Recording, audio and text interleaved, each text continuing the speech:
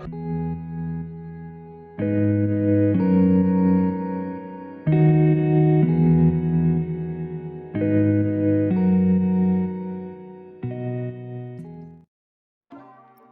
this is Gary007 and welcome to my channel. So if you like this sort of content, don't forget to leave a like, hit the subscribe button and leave a comment down below. So without further ado, let's get into today's gaming news.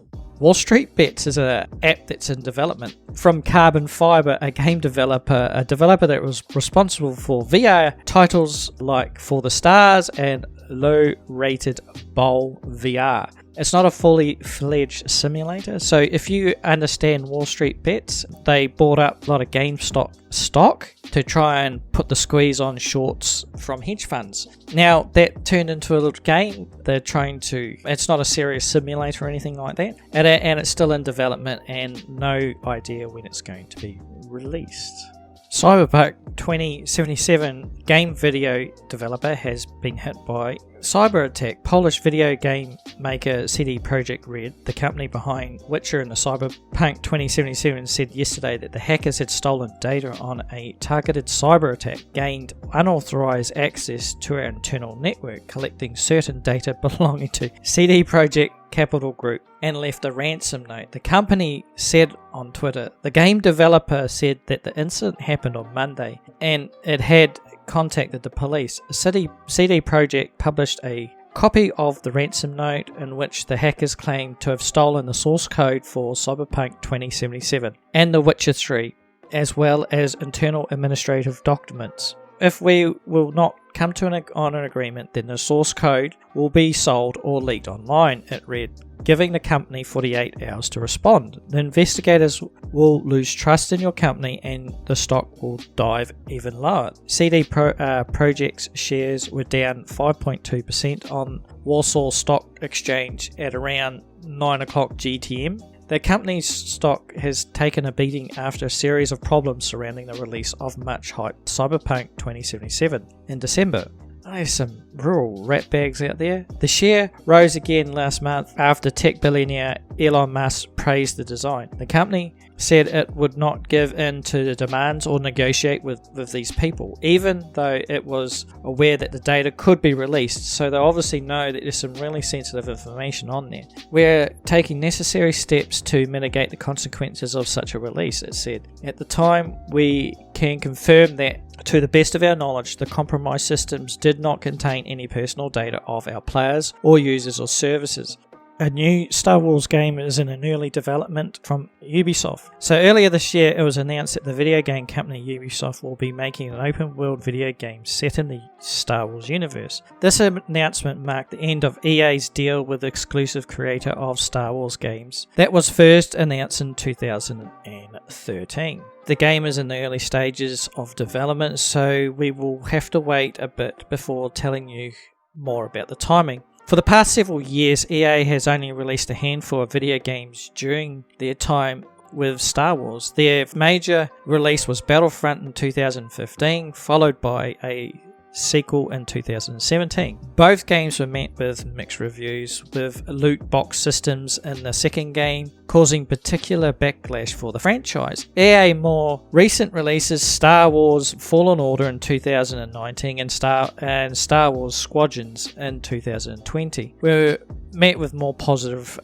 receptions. However, the idea that a different companies getting a chance at making something set in the Star Wars universe is one that has gotten some fans excited about. We don't know what the story of the new Star Wars game will be, or even the era of the franchise will be set in, but this is hopefully a sign that a higher number of Star Wars video games will be announced and released in several years to come. The video game industry is now worth more than the film and music industries combined. It's amazing. The video game industry is worth more than 150 billion globally and eclipses the movie and music industry combined. The video game sales were explosive in 2020. In fact, a full year 2020 video game spending just in the US totaled 56.9 billion, up 27% year over year according to the NPD. About 7.7 billion of that was spent in December 2020, the highest sales figures ever recorded for that month. From here, video game sales have grown even more with big demand and massive gaming community. Of a total population of 7.7 billion people in the world, according to a Financial Post, it is estimated that a third of the population are gamers. Now I don't feel so excluded anymore.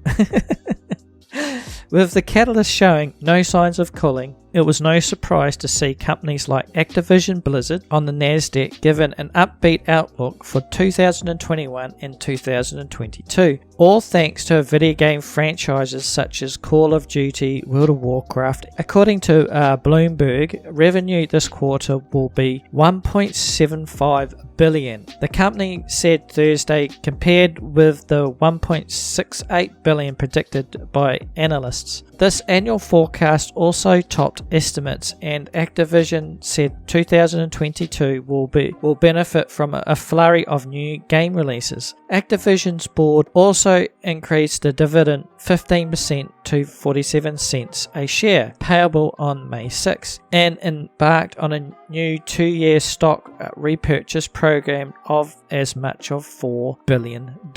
Pretty impressive. DDR5 RAM became available in South Korea October 2020. Is it worth the investment to upgrade from DDR4 to DDR5? The substantial investment to change your entire setup, including at least your CPU and motherboards, to take advantage of the new technology. So unless you're using an old system that badly needs an upgrade, you are likely to get much more bang for your buck by just adding extra RAM modules and high quality cooler for better overclocking to your existing DDR4 PC for now. Given the early introductions, one should expect newer setups to offer significant benefits for gamers and professional workshop users alike. But only time will tell if an immediate upgrade will be worth it. After all, remember that the earlier DDR4 DIMMs turned out to be slower than DDR3 counterparts, something that only changed after manufacturers and chip designers fine-tuned their products following a massive uproar from users. GoldenEye 007 cancelled Xbox Master Release. This one hurts me a little bit. I was a big fan of GoldenEye 007 back in the Nintendo days when it got released. The 2008 project was originally planned to release digitally on Xbox 360, Xbox Live Arcade platform, but it was ultimately cancelled due to rights issues despite the game being virtually complete. Although Microsoft rights holders Activision and original publisher Nintendo were said to have initially agreed on a licensing deal for the remaster, the project was ultimately collapsed due to sheer number of parties involved in the re-release. The existence of GoldenEye Xbox Remaster was first leaked via a 2008 issue of Xbox World 360 magazine in the UK, followed by short videos published online in subsequent years. However, today's footage offers by far the most extensive look at the cancelled game. The remaster would have given players the option to switch between HD converted graphics and the original N64 visuals, and an online multiplayer was also planned alongside the iconic split-screen setup. GoldenEye's remaster would have also incorporated online leaderboards for speedruns as well as achievements. This one really hurt. I was such a GoldenEye fan back in the day. What a shame they couldn't get this off the ground. And that is all the news for today. So don't forget to subscribe to my channel. Alright then guys, see you later, bye.